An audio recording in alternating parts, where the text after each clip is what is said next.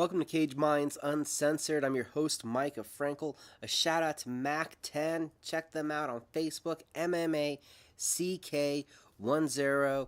Edwin Ruiz, can't give him enough praise for all the support that he's giving Caged Minds. A bunch of gear, a bunch of assistance. So go back, give them a like there on the Facebook page.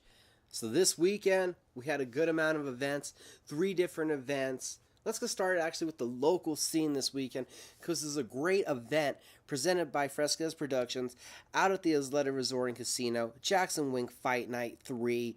Gotta say, the timing of the event was great, and by that I mean how they kept the event flowing.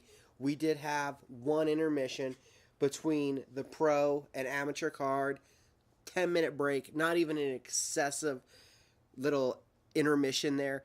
They kept the card rolling. They kept it moving. A well-paced show. That I always congratulate a promotion on, because when there's just too many breaks, too many intermissions, they're dragging it out. They're just kind of torturous. I believe it's that way for the media, for the fans, for everybody. We're there to see the action. Let's get to it. So let's get to the card. Kayla Yantes came out, quickly took down Teresa Marquez, got double underhooks. They're in the clinch position. A trip, boom, takedown, a bounce to the mount, ground and pound, now 2-0.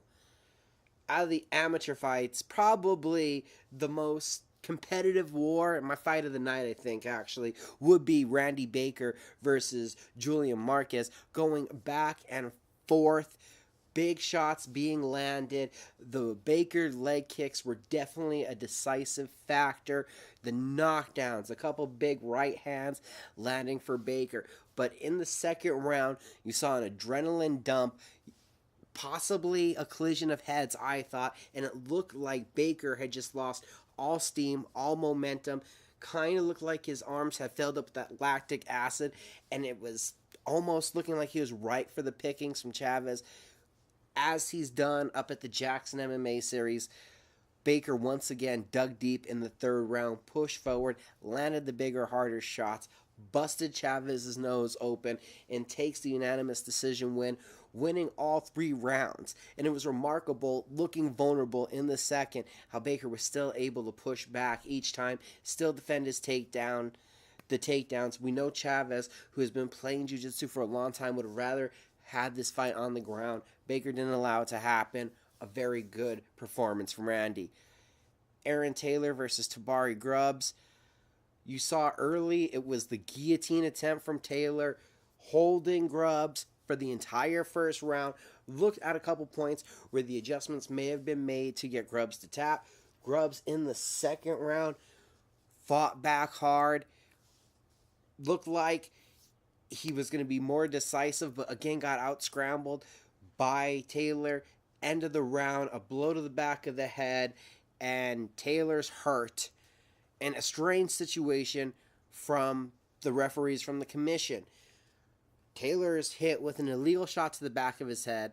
That means we're going to have the doctor come in. There's going to be a timeout. But instead, as it was basically at the bell, they let it go to the in-between.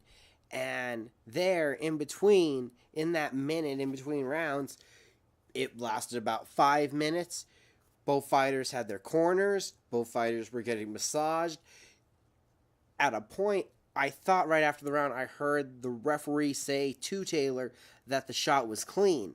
So I thought that meant Taylor wasn't getting off the stool after a minute and that the fight was going to be called. Then to learn it was actually a timeout due to the foul, but everybody's in the cage. The commission, the doctors, you got the cornermen. The cornermen are coaching. Very strange situation. We go to the third round, and Taylor had to do what he had to do to survive. He makes it to the final bell, and the decision goes in his way. Taylor was holding the guillotine all first round, in the top position, the majority of the second round, but the more devastating strikes in that last second, 30-second flurry, when he was able to reverse position, were landed by Grubbs. Unfortunately, one strays foul, a strange timeout again, and you go to the decision.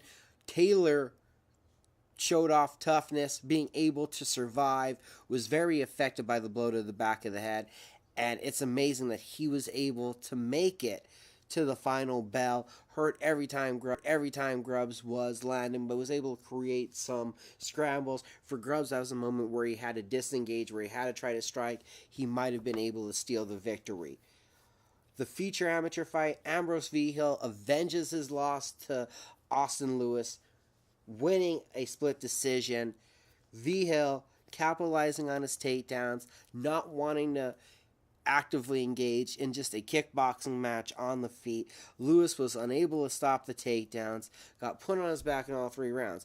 Lewis was very active off his back, was not giving up anything, and was the more effective striker. So I could see 1 of the 3 rounds, 2 of the 3 rounds, it was a close fight. One judge went 30-27. Sometimes that happens when you see top position in every round. Austin Lewis did get busted up under one eye. It was a very close decision. That amateur fight, definitely as a feature fight, deserved to be that amateur feature fight. And now they're 1-1, so let's see the third fight. Give it maybe not so long in between. Maybe a year to let each guy improve instead of a couple years this time. We go up to the main card. Flyweights kicked it off. Pishan Liu takes down Gene Pettis right away. And after going for a Kimura, Pettis tries to scramble to his feet, gets caught in a guillotine. 2 minutes and 15 seconds. Liu improves to 5-2. A big win for the taco-loving Chinese fighter. Chris Brown, the future, they call him at the JacksonWink Academy, a dominant win over Tampa's Blake Smith. Smith coming from sea level. Looked very tired, only getting here a couple days before the fight to Elevation in Albuquerque, New Mexico. The wrestling was there for Chris Brown when he needed to be. His striking, he showed more. He showed some more of his kicks. Didn't look to be fully able to find his range. Did score a knockdown off of an axe kick. Chris Brown dominant on top, pummeling Blake Smith en route to the unanimous decision win. Chris Cortez versus Ricky Escobar. This was my pick for Fight of the Night heading into the event. One of the fights I was more intrigued to see, on the edge of my seat to see how it would turn out. I knew that Chris Cortez would be the more powerful fighter and would be the better, heavier wrestler.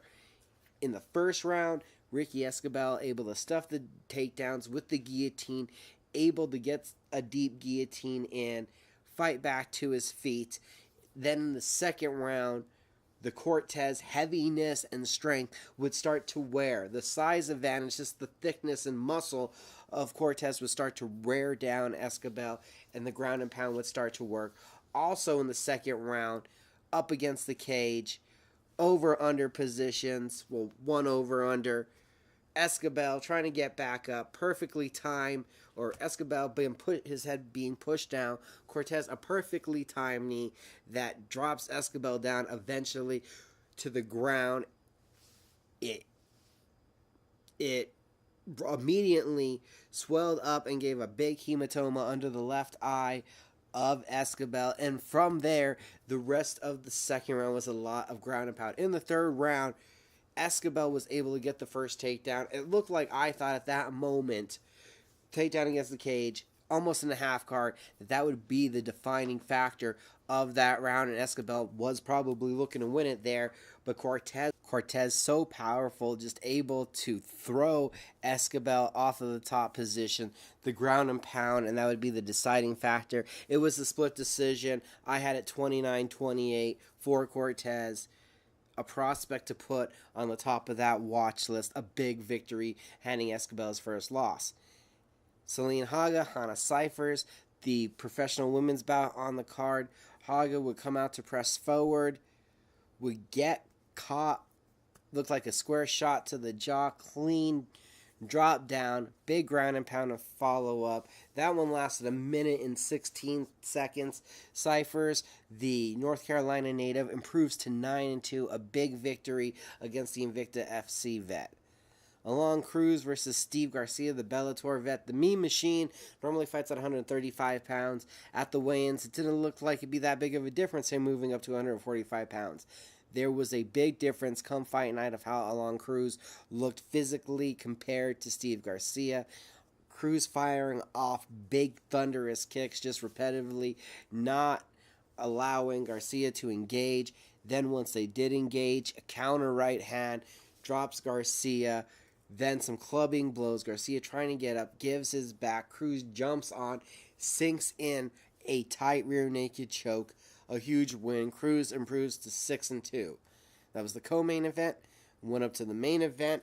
We're Abel Cullum, Josh Montoya, the rematch, 8 years in the making. Cullum pressures big strikes, looking for his takedown, pressuring Montoya. Montoya able to stuff the takedown, switch the position, get in on his own takedown, gets on top of Cullum, looking to land his ground and pound. Cullum starts shifting his hips, searching for the armbar, goes up once, goes up twice. Montoya is defending. Montoya back to his guard. Cullum starting to reach for your guillotine. Looks like he's using the guillotine to stand. So Montoya kind of going with it, goes up to stand. And as you find out in the post-fight interview from Abel Cullum, that's when he knew he had it. He pulls back down, and Abel Cullum in 2 minutes and 7 seconds submits Joshua Montoya with a guillotine choke. Again, a post-fight interview I have up at CageMinds.com with Cullum. I got to expect that Abel Cullum, as I got him to say, he wants to be back with the LFA. His last 2 fights before his injury were with the RFA, so it'd only be expected, I think, that they get back in touch with each other. Cullum, 125 pounds, is where he needs to be. This fight at 135, I think that Cullum has a bright future still, as long as he can get guys to fight him in that grappling realm. Still look like he might have been getting caught a little bit on the feet, rushing in almost too forcefully, trying to cause the fight to become a grappling match. Just too intent on it being a grappling match. Unfortunately, Montoya obliged. I was a little surprised, and I'm pretty sure everybody was, when Montoya got out of the first takedown, that he shot in on his own. I thought that was the point where you disengage, you back up, you open up with your strikes. I had said that leading in, noting Montoya's professional boxing experience, and Cullum, coming from his family gym, the Cullum submission fighting there in Tucumcari, kind of thought it was not flat out striker versus grappler, but that Josh needed to use his striking more, and Josh instead chose to try to work his ground and pound.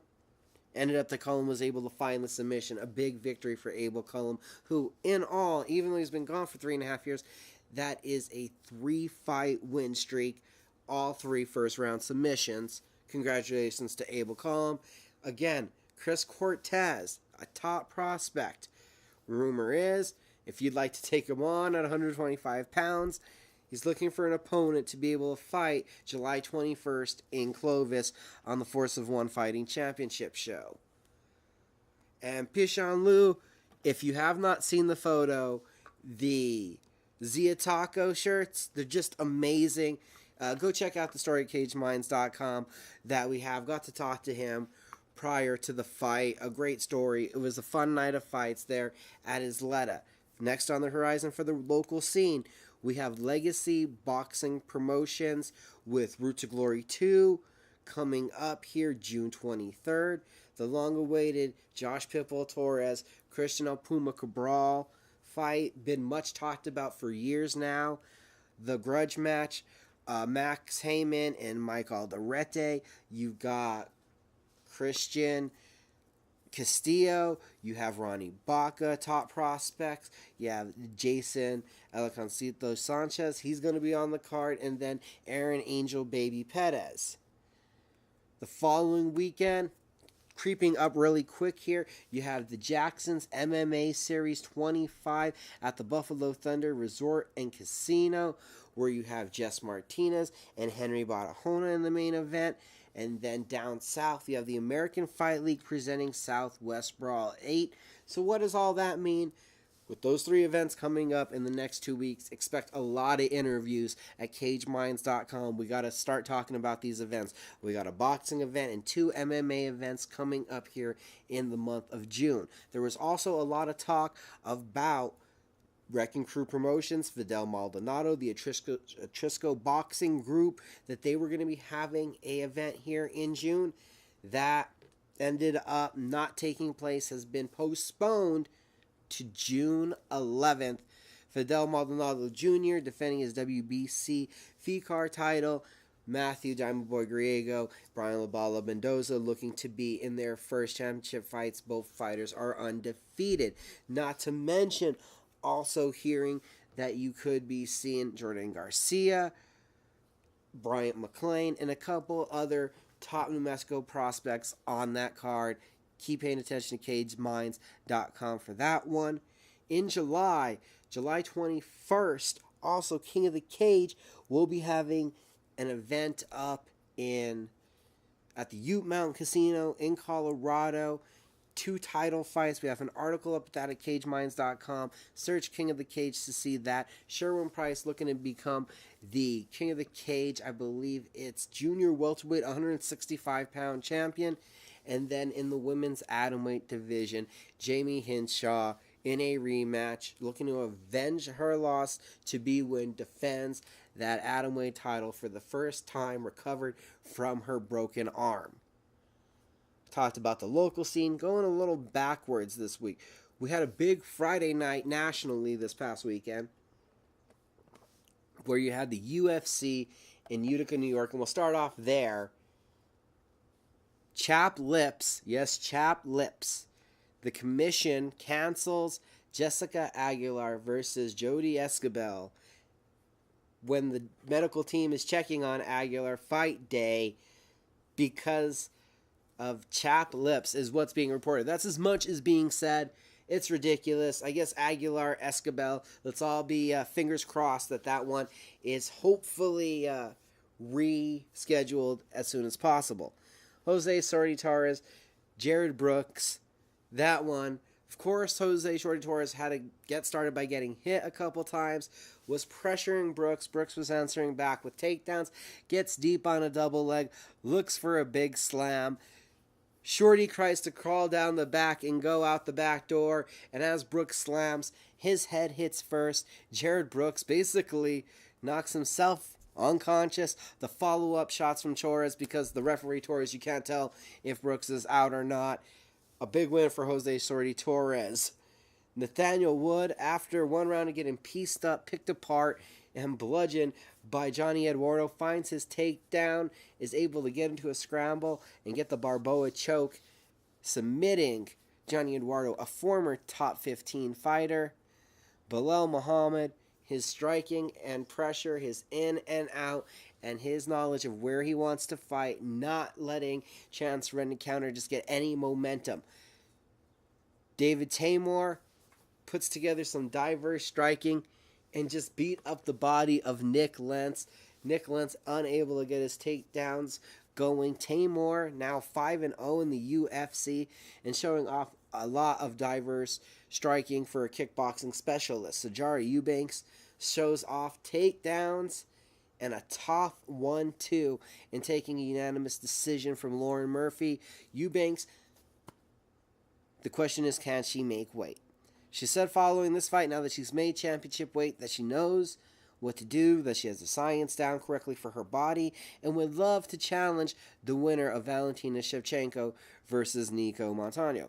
Obviously, now one, note that Eubanks isn't trying to make the case that she needs to fight Montano. She understands the UFC's not going to do it. It is Shevchenko. I know Shevchenko is screaming out that the matchup with Montano is not being made quick enough, so I don't understand why we don't do a Eubanks versus Shevchenko fight. Shevchenko gets that belt.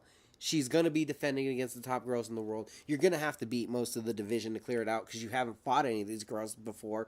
What does it matter if you fight for the title now or later? Is there that much more money being offered to her if she gets that belt that she says, no, I can't fight anymore until I get there? Especially when a lot of people look at the caliber of fighter we have in the women's 125.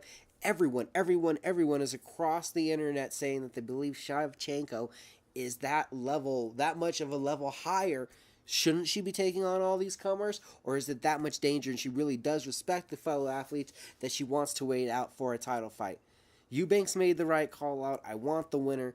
We'll see what the UFC does. Possibly they make Eubanks get another fight. And I have not talked to Nico in a while, so I don't know when she's expecting to be back. I know that she is finally healthy enough to be training, so that means something should be announced sooner than later, even though Shevchenko keeps talking like it's never going to be announced.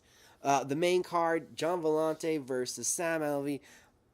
Thought about this fight, and I wondered how it was going to play out, because you have Vellante, who comes in so recklessly, so hard, loves to be a high-volume striker, and Sam Alvey is such a counter-striker that lays back. He's never the first one to engage, it feels like. So what would happen, as that would be more than what Alvey would want, is a guy trying to attack him constantly.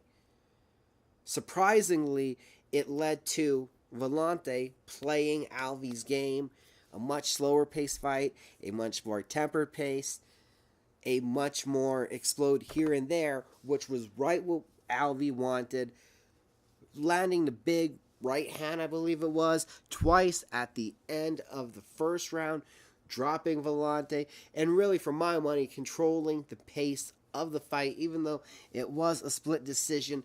The second round, the numbers were on Alvey's side. He worked the leg kick, and he caught Vellante with the power shots that just totally changed Vellante's game. Julio Arce, boxer versus kickboxer, taking on Daniel Tamor, David's brother.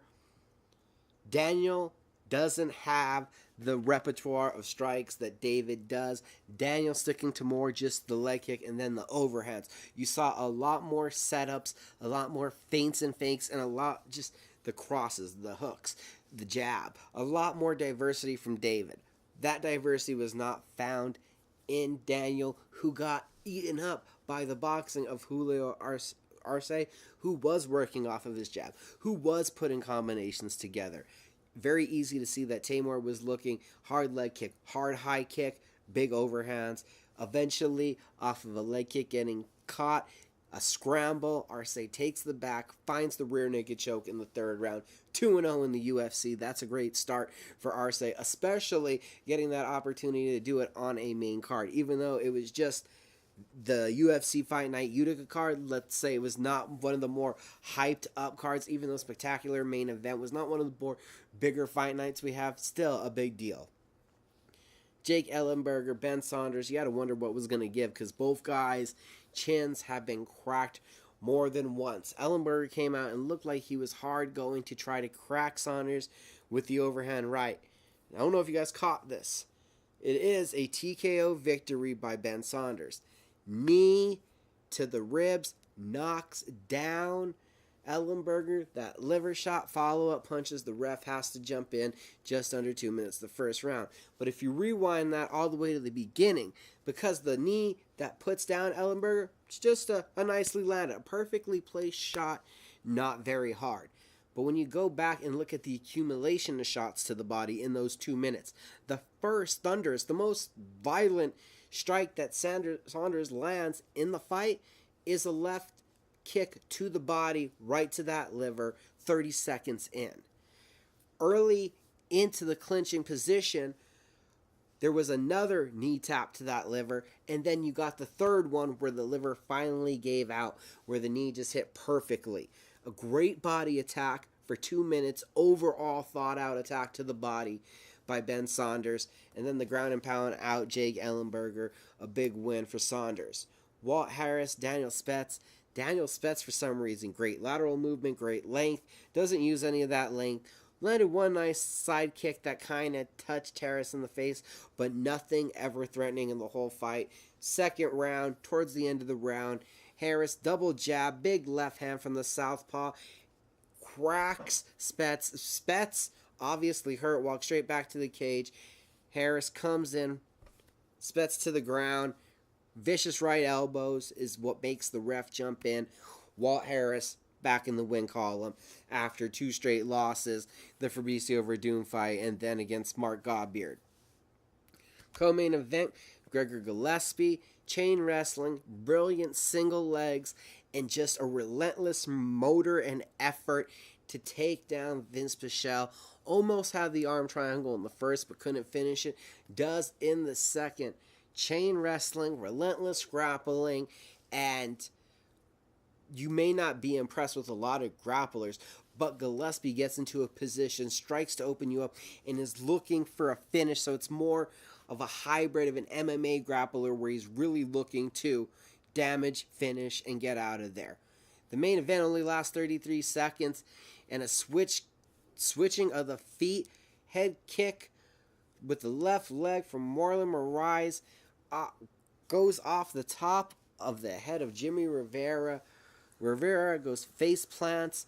Moraes follows up with some punches for the the KO victory, the knockout for Marlon Moraes. He lost a split decision to Rafael Sunsao in his debut, and then with a split decision win over John Dodson that catapulted Moraes to the fight against Aljamain Sterling. A perfectly placed knee, which was supposed to actually be a head kick, but the knee landed perfectly as Sterling had level change, led to a knockout, to where we get this another second in a row highlight reel knockout from Marlon Moraes.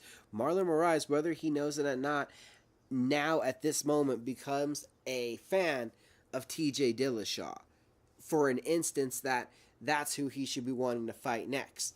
Because if Cody Garbrandt at UFC 227 regains the UFC Bantamweight title, beating TJ Dillashaw, then it's 1-1, and why not go 3 in a row? I don't even like that the UFC is going to go 2 in a row right now, that after Dillashaw stopped Garbrandt, that we're going back to Garbrandt versus Dillashaw. But that's all a money game because Dominic Cruz is injured.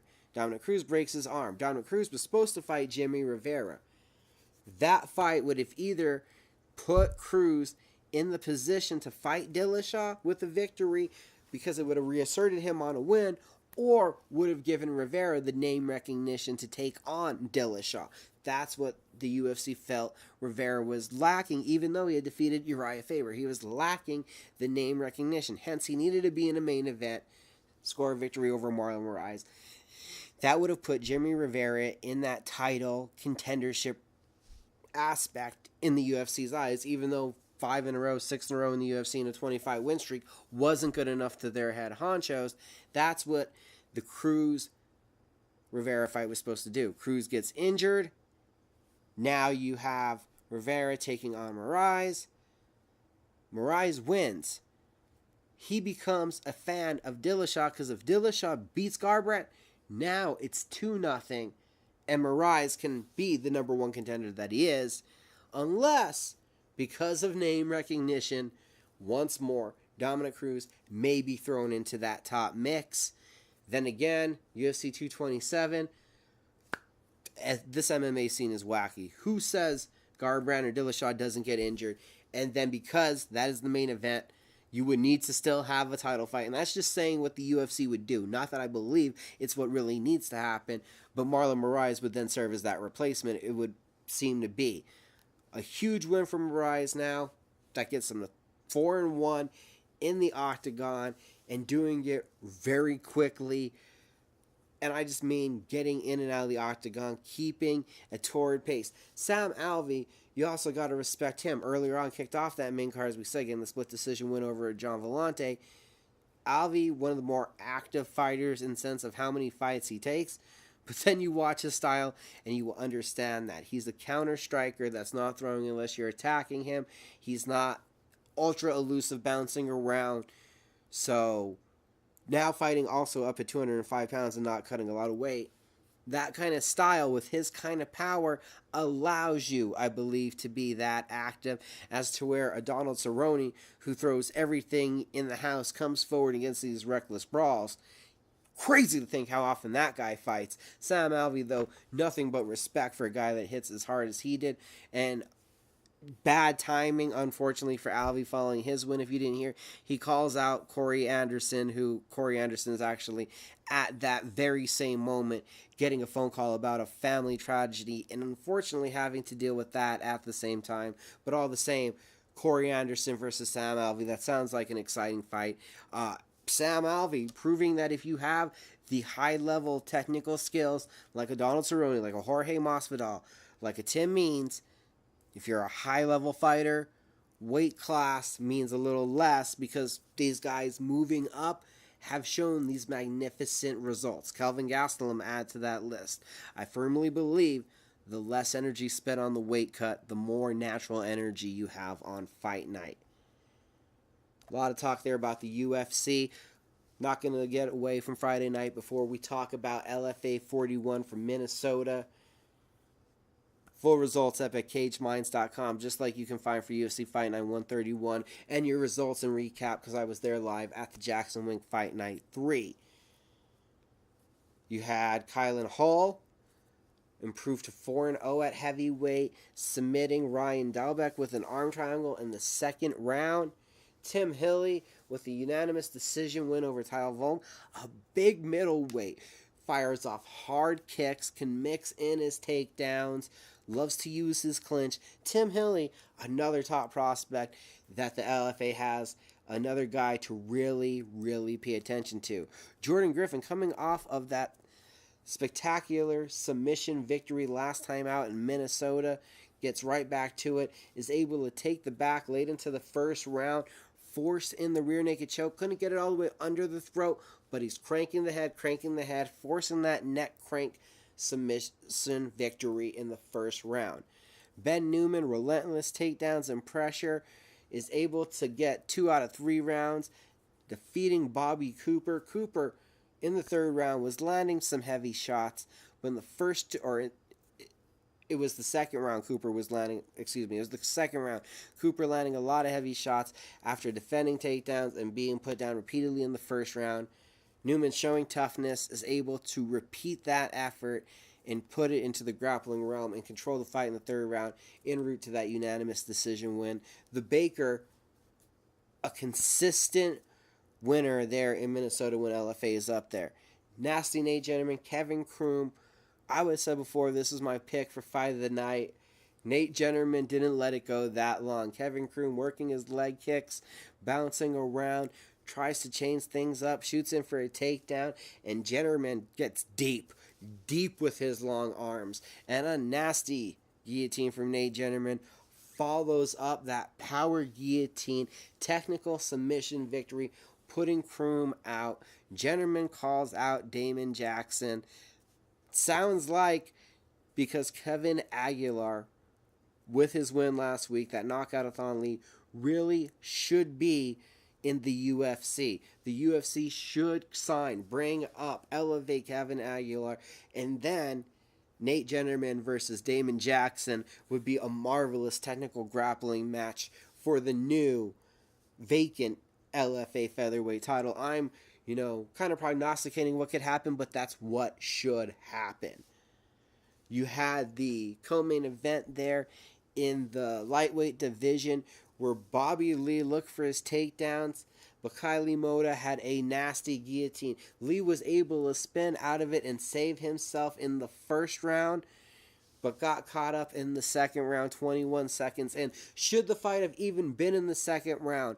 Because Wall in the grappling position, Wall backing up, trying to get back into a grappling position after getting stuffed on a takedown. You had a flying knee come in from Morta, drop Lee. Morta went for the walk-off knockout, but his leg got tangled up in a grappling position. The ref let the hometown fighter survive to the second round, and Lee desperately needed to get it back into the grappling room, walked right into that guillotine choke.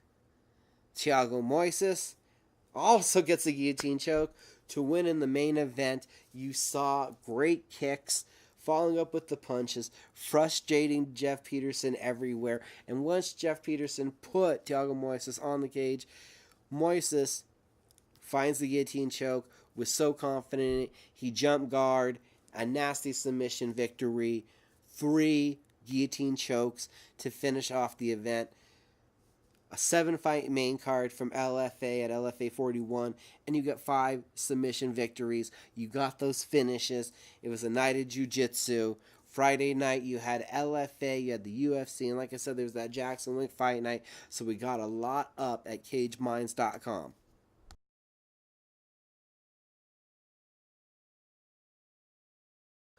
This week, there are a ton of fights going on. You have Thursday, the Pro Fighters League The 2018 season kicks off at the Hulu Theater, formerly known as the Theater at Madison Square Garden there in New York City. Andre the Bull Harrison, the former, I want to say, CES, Titan FC, and WSOF featherweight champion, formerly taking on China's Trimzhao Juex in the main event. You've got the Lance Palmer, also former 145 champion, taking on Bibilat Magomedov. You have former Bellator 135 champion Marcos Galval against Nazareno Malagare. I believe that, again, it's a bad thing seeing Galval up at 145. He's really a 35er that can't cut weight well. Timur Aliyev, because I don't believe we're having a 135-pounder bantamweight division for this season, has went up to 45. The Russian striker taking on German Max Koga. Interesting to see how that one plays out. Mike Kyle, he's a heavy hitter, but can he hang with the athletic former football player, UFC vet Sean Jordan, another massive puncher? You got Jared Roshaw, who's going to look to grapple with Vadim Istrev. What was Istrev do in his debut? Josh Copeland, Jack May. You have Copeland looking to wrestle, May looking to keep it at the distance and strike. Kind of the same thing as Copeland's teammate Daniel Galmore, who'd like to box, is going to be taking on Francimar Bohosa, who'd like to grapple and put this one into the clinch. Not to mention Alex Nicholson, who just wants to throw hands, taking on 8-1 Kelvin Tiller. First time checking out Tiller. That is the Pro Fighters League getting started on Thursday. Can't wait to see what this first season looks like. Can't wait to see if the company is truly able to make millionaires. How will this tournament format work out? Hardcore was a fan of the Bellator toughest tournaments in the sport, what Bellator was at the beginning. Now, let's see what this version of tournament, of season formats, how it works out for the PFL, Professional Fighters League debuts this Thursday, NBC for the main card. Interesting to see how do you break up the main card in the prelims in such a season kind of deal where everyone is starting out kind of at zero, but not really, because there's a main eventer and there are prelimers, but that prelimer can become a main eventer rapidly. That's the intriguing part. Friday night, Access TV, you have Legacy Fighting Alliance, LFA 42, Derek Krantz, former LFA title challenger, former Legacy champion, taking on former VFC champion Cassius Kane. Kane would like to keep this one standing, would like to keep this one striking. A mauling kind of brawling striker is Krantz, who would like to wrestle, obviously. Striker versus grappler, good stuff there at 170. Jalil Willis, he's back on Access TV, taking us real Edward Davis. Two top prospects there in the welterweight division. Feature flyweight fight, 6-1, Charles Johnson taking on 3-1, Andrew Kazi. Not to mention, intriguing, TJ Britton 5-0, also going to be in action in the card. LFA is in Missouri, and this card is stacked with top prospects. Undefeated 3-0, Eric Murray. You got a matchup between undefeated lightweights as Lucas Clay takes on Mike Bredin. So definitely something to tune in on Friday night for on Access TV.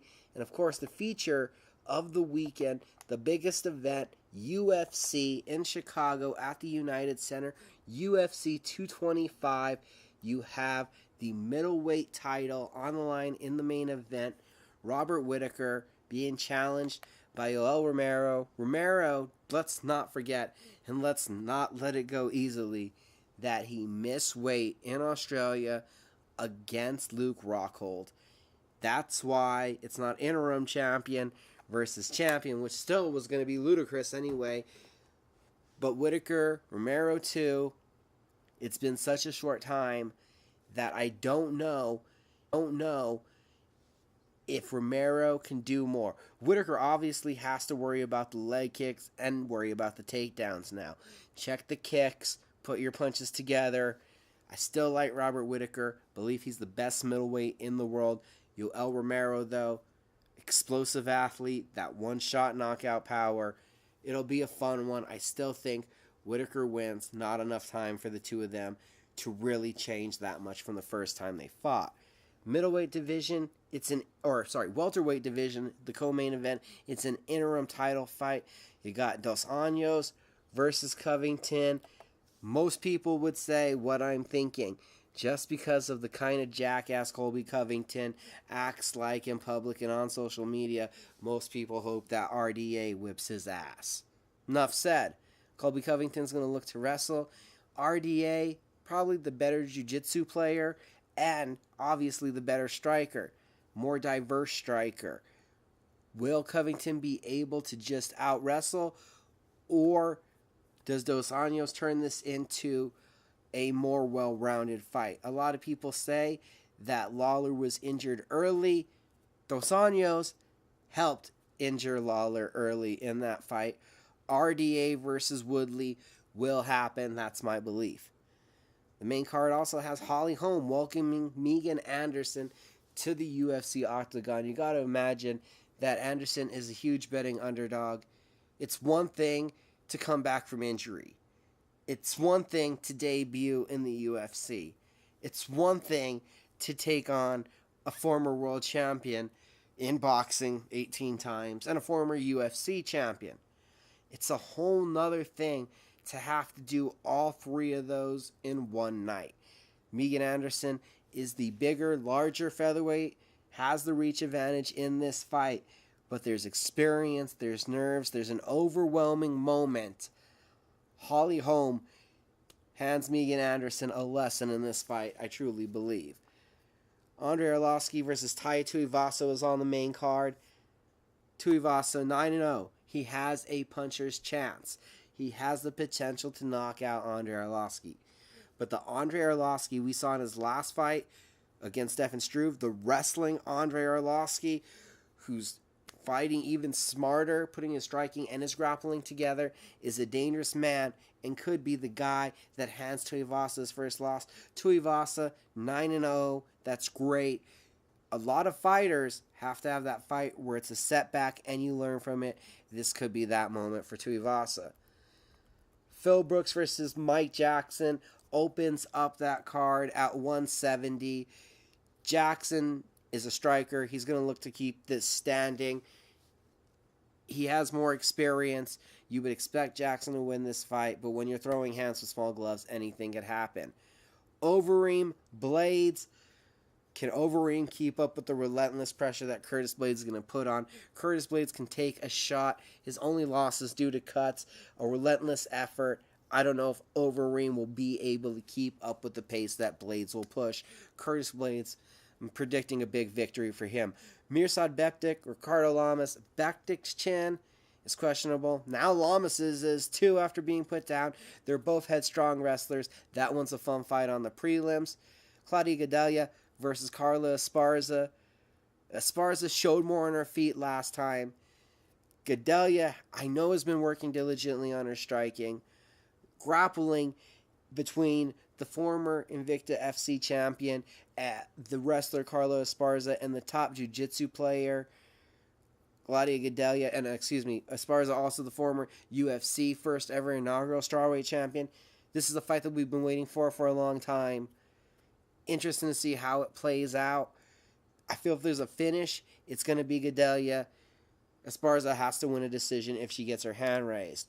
Chris De La Roca versus Rasad Coulter. It's a heavyweight fight. Somebody gets knocked out because these guys throw hard. On paper, Coulter, I believe, is the more polished fighter. Rashad Evans, all the way down on the Fight Pass prelims, taking on Anthony Smith.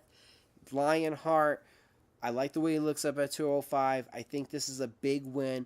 Rashad Evans just hasn't looked right, hasn't had the right intensity and mindset. Let's see if it was the weight cuts at 185, if there's a rejuvenated Sugar at 205 pounds. But right now, I think Anthony Smith is in line for the biggest victory of his career.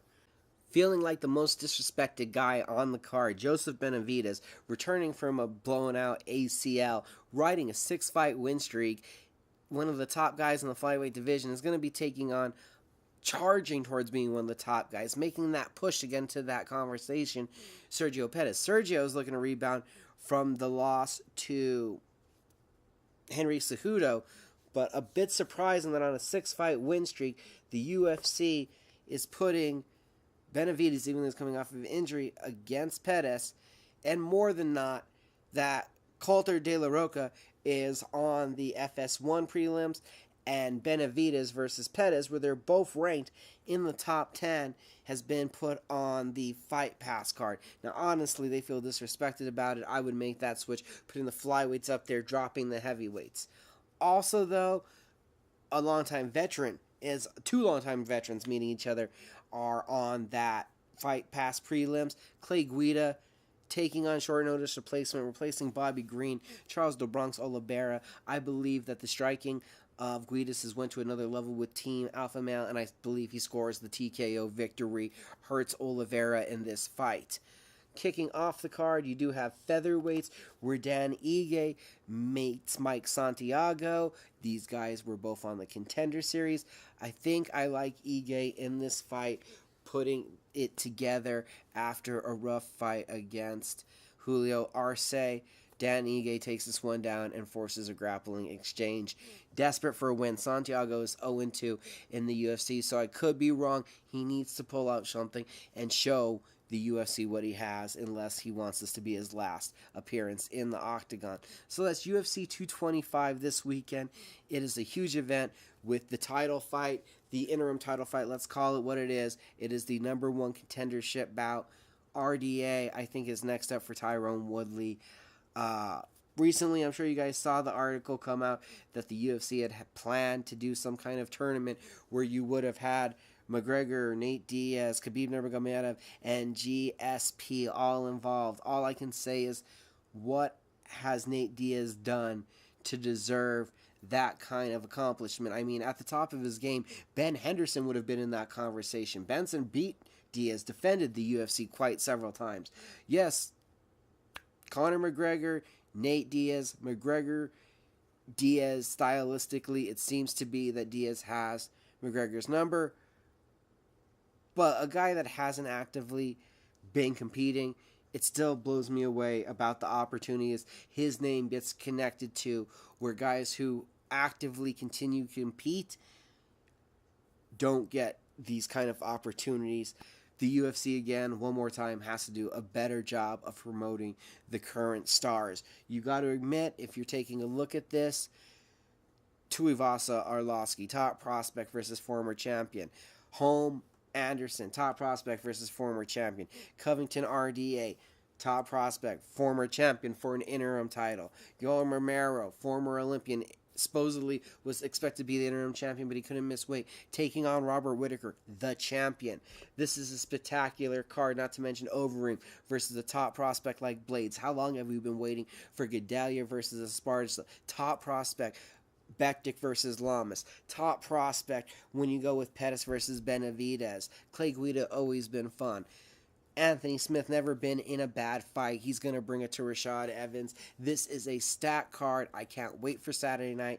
UFC 225 is going to be a lot of fun. Make sure you tune in. Don't forget, again, that I did say Friday night, the night before, don't forget, LFA 42 on Access TV. And the night before that, the summer is full of fights. You have the Professional Fighters League. That's PFL 1. Gotta look forward to the following week because it gets started early. We're 8 days away from it. The first week of Dana White's Tuesday Night Contender Series is upon us. I'm uploading the video now to the Caged Minds Combat Sports News Facebook page. My segment from last week's Red Menace TV, where my guest was Wilfredo Santiago, the Brown Bomber, who will be the first fight of this first Dana White's Tuesday Night Contender Series Santiago taking on Kevin Holland, a middleweight matchup where somebody is definitely going to get knocked out. Don't forget the UFC loves controversy, and you got two former football players. One of them I'm not going to name, but that's a big heavyweight fight. Not to mention the last ECS featherweight champion, Chris Curtis, taking on Sean Lawley. That one's going to be a heavy-handed striking match. And Alonzo Menafield, undefeated light heavyweight from Fortis MMA. Seen him on LFA quite a few times, heavy-handed, taking on Deshaun Boatswright in the main event. Dana White's Tuesday Night Contender Series kicking off in a big way. Go check out that interview with the Brown Bomber. This has been Cage Minds Uncensored. There's a lot of fights. It's going to be a busy summer. Thanks for listening.